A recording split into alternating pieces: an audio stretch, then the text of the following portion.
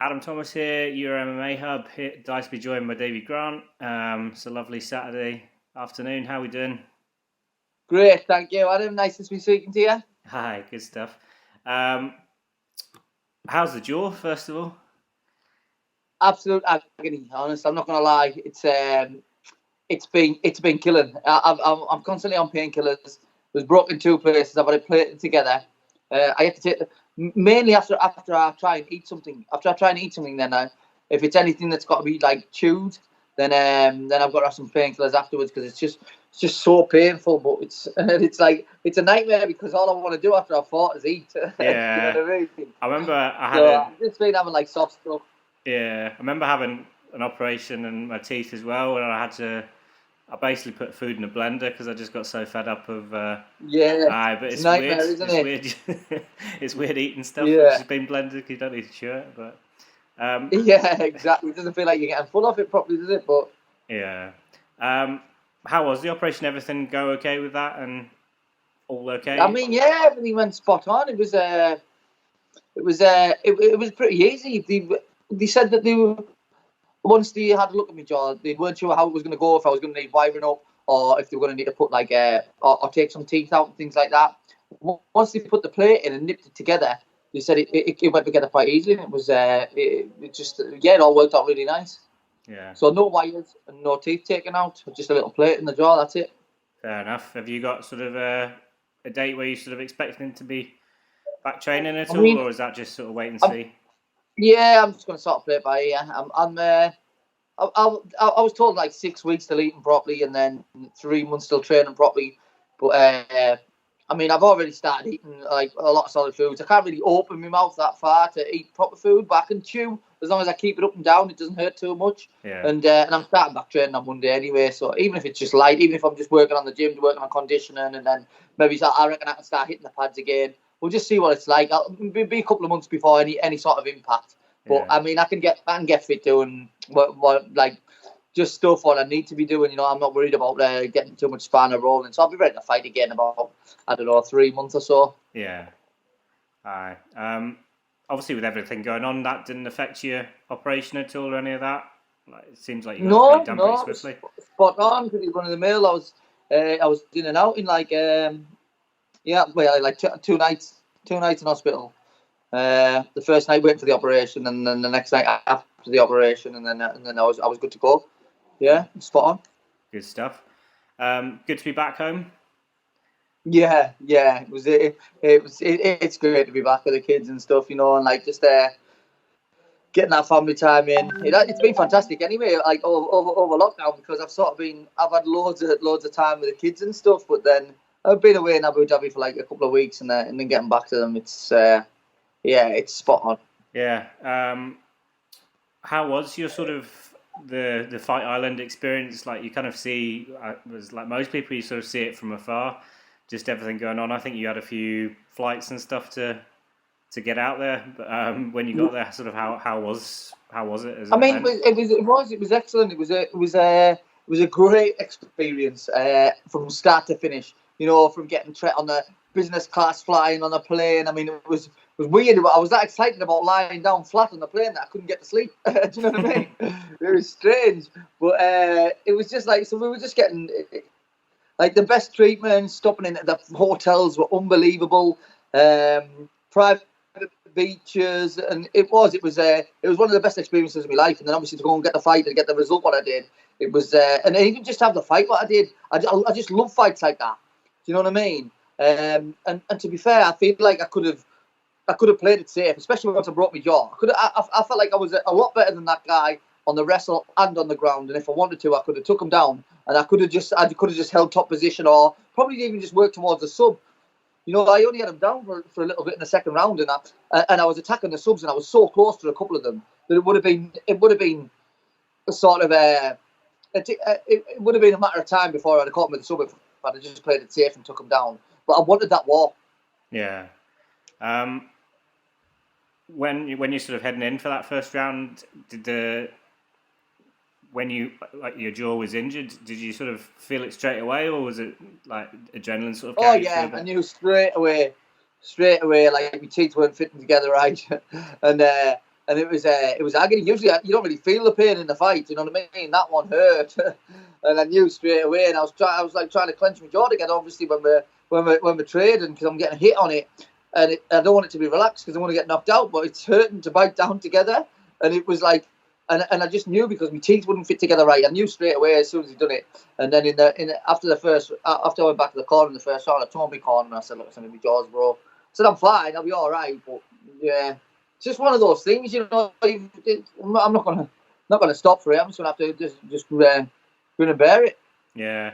Did it affect your concentration at all? Like, I know sometimes you can have the best played game plans, but then like obviously something like that happens and it sort of knocks you. Yeah, I mean, nah, because I stuck to the game plan pretty rigidly anyway. Because that's what it was. It was like what I was going to do is I was going to stand with him. If I saw the takedown, I thought I'll hit it just to steal the rounds, just in case it's a little bit close on the stand-up. But I felt like I was having my way in the boxing, and like I say, I wanted a fight like that. I wanted to get in, get a bit roughed up, and make it exciting, because I felt like this was the biggest card I've ever been on in my life, and one of the best opportunities. And I just wanted, like, the first fight on Fight Island. I felt it was pretty epic, especially for my career. And I just wanted it to be a really good, entertaining fight. And we got that. And then, luckily enough, I managed to get the knockout in the third round as well. So, it was just the cherry on top of the cake, if you will. Yeah. When you're saying that, like, that you wanted it to be a war and stuff, obviously that makes it a lot riskier for yourself if you sort of kept it on the ground. How comes you didn't want to take that option? I mean, what it is sometimes it's not. If I wanted to, I wouldn't have got the bonus. Do you know what I mean? I wouldn't have got nowhere near as much as like sort of exposure as what I got from the fight that it was, and I was a little bit. I mean, I'm not going to say upset with me selling my last fight, but against Popov, I just played it safe. You know, I had the better of the striking. I had my time on them all day, and I was just like sort of just keeping him in check, and I was just hitting him with shots, and then picking the takedown, using my shots to land the takedown, rather than sort of like just going for it to fight. You know, it was like sometimes you just sort of. It's hard to say because you really want to win, but I just really wanted to fight this time. Yeah. And it turned out for the best. It could have went wrong. Yeah, you know what I mean? Exactly the same fight like that. Right. It's always going to go right. Yeah, it could have went extremely wrong, but thankfully it didn't this time, and I managed to get a good old tear up. And because I enjoy fights like that. That's what I'm about. You know, even though it's maybe not the most sensible thing to do at that time. Yeah, I don't know if you pay much attention to what your opponents sort of say in the build-up, but I sort of read something that he said he had the advantage in the striking department over you in the build-up. I don't know if that's anything that you saw at all or took notice of. No, I think I was getting interviewed actually beforehand, and someone did mention that he'd said that, and he said that they were expecting me to shoot. It's like, I mean, sometimes I will shoot even when I don't want to shoot. I'm a mixed martial artist, and if that opportunity's there, then I'll hit it. And even if I'm going into like a sparring session or a fight, and I'm not planning on shooting, but there's a shot there, it will just happen because I'm a full, complete martial artist. And then if I can hit the takedown, score some points, land some ground and pound, maybe threaten with some submissions, then I will. I wasn't planning on shooting. Do you know what I mean? Wait, actually, in this fight, I was just to steal the rounds, but I wasn't planning on making that my game plan. There was no plan on this to take it to the floor, because even though I felt like I had definitely the advantage on the floor, I was looking forward, and I knew that Martin wasn't going to go to the floor. So I thought this is one of them times where you can have one of those fights in your career where you can look back and say, wow, that was a scrap. Do you know what I mean? And it's like, that's sort of what I was after, and I knew I was getting that off Martin. I could have got that off Popov. He was the same. If he would have never shot at me, and if I wanted to stand up and have a war with him, then I could have done. But I felt like the risk factor in that fight was coming off 2 losses was way too high. I had to play it safe. I felt like my job might have been on the line. Do you know what I mean? This time I was coming in with a little bit of momentum and a little bit of a safety net underneath me, and I felt like I could go and have one of them fights and show the fans, show the UFC that what I'm capable of, and I feel like I went and did that. Yeah, I know you've had sort of a few injuries over the years as well. Does that sort of like you're not able to sort of get momentum up? And I suppose as well, you were saying it there, like coming off before that Popov fight, you were coming off 2 losses. Like you just got to get that win, like however possible. Yeah, I mean, I needed it. Like, I feel like my career was on the line for that win, and I did play it a little bit safe, and I had to, and I'm not ashamed of it. You know what I mean? It's got to be done sometimes. But no, yeah, I've got the momentum, 2 really good wins, and I feel like I've reignited my career a bit. But yeah, like you say, I've had some bad injuries. The 2 losses, I still feel like I never got outclassed, or I mean, don't get us wrong, Manny Bermudez, he beat me in a minute. Do you know what I mean? But it was sort of like it was just sometimes that happens. Do you know what I mean? In the Stasiak fight, I was probably on the way to the win, then just managed to slip up and got caught in a sub, and stuff like that happens. But I feel like the 2 losses where they could have easily, I would have easily been, if I was a better on the night, it was a win. It wasn't like I went in there and got outclassed or dominated or anything like that. I still feel like the best of my UFC career is still to come. Do you know what I mean? And it was just unlucky how it happens. But that's the fight game. That's why we love it so much. Yeah.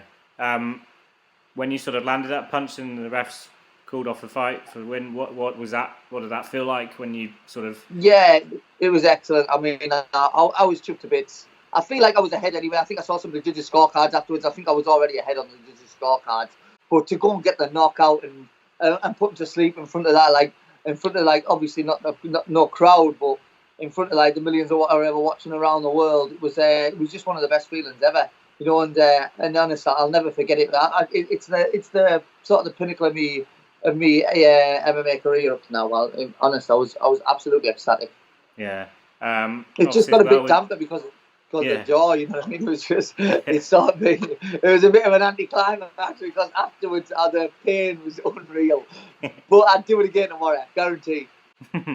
Obviously, it's a bit quieter. You can sort of chat to Dana White through the cage and stuff. Obviously, like he put that clip up and.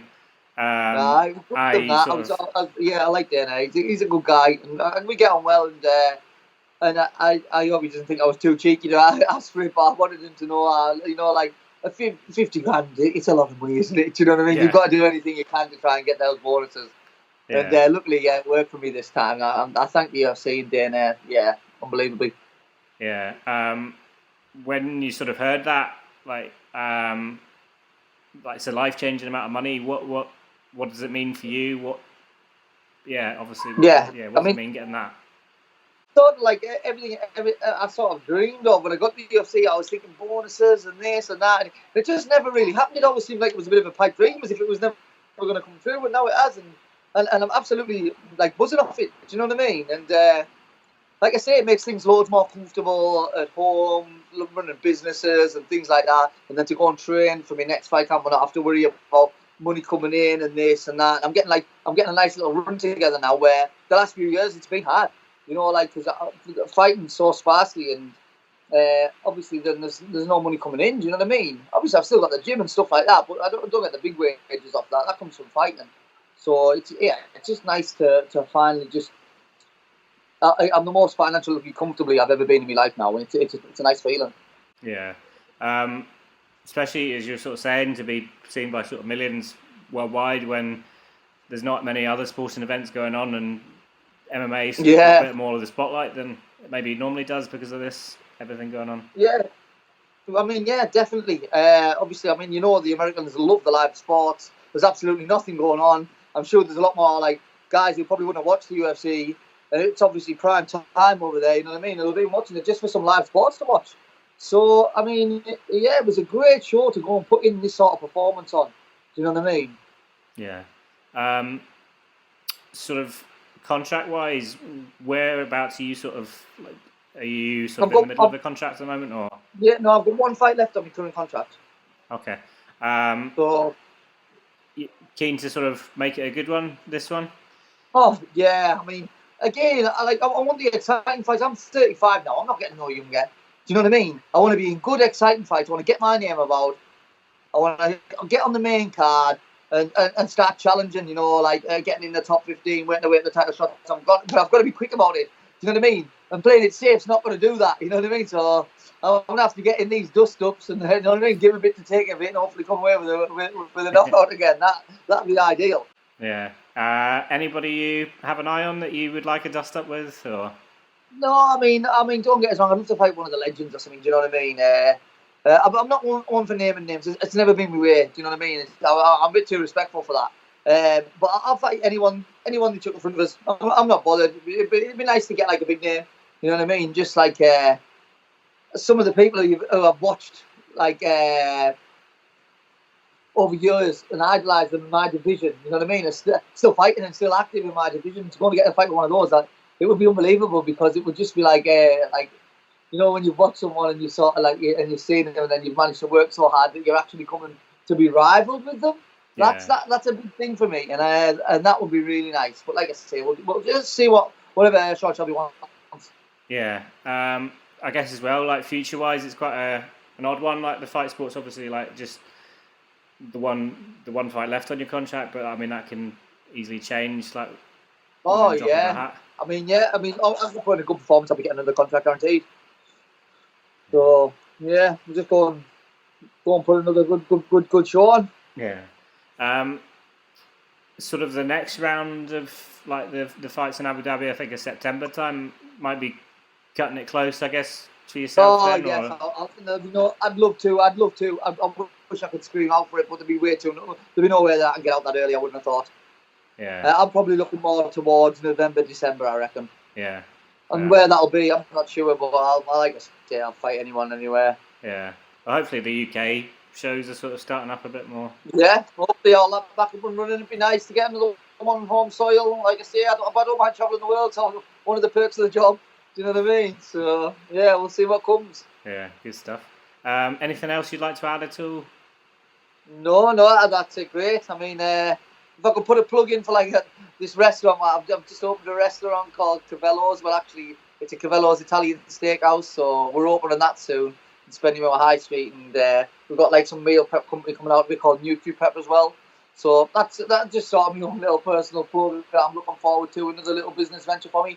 So yeah, that'll be it. Good stuff. Well, listen, thank you very much for your time. I appreciate it. And hopefully get you on the men's soon and see you back in sometime before the end of the year. Yes, excellent. And I'm sorry, just before we go, I'd just like to give a big, massive shout out to all the guys from SPG Manchester, SPG Bishop Auckland, SPG South Shields as well. I mean, they all know who they are. I feel like they all deserve a special mention, because obviously you can't get there without your team behind us. And I love the SPG unity and the tribe. It's unreal. So a big shout out to them as well. But thanks for the interview, Adam. I appreciate it. Good stuff. Listen, thank you very much for your time. Appreciate it. I hope you enjoy your evening and your time with your kids and family and excellent stuff when you can. No worries. Nice one. Thank you very much, mate. Appreciate it. Good stuff.